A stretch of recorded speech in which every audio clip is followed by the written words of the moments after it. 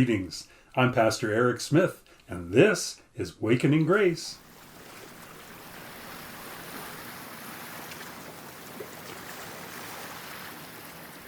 A personal story today.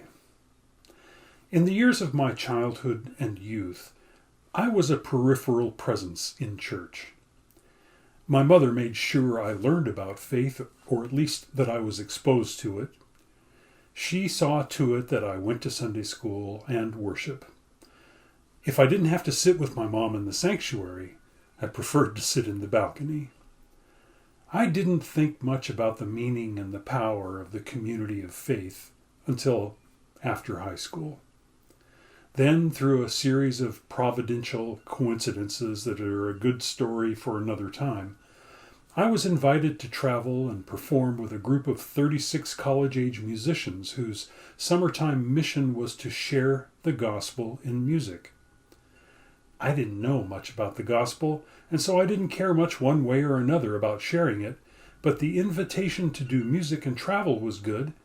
I had nothing better going on, and I had recently awakened to a new and personal appreciation of faith in God and Jesus.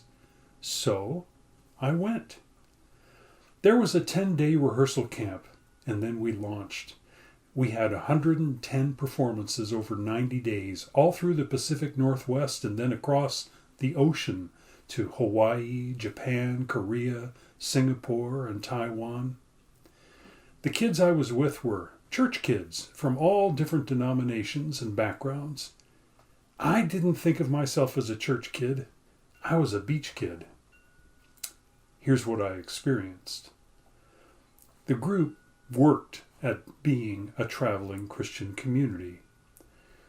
Kids helped each other, supported each other, studied the Bible together, prayed together, and shared a genuine faith with each other and everywhere the group went. I had never experienced anything like that.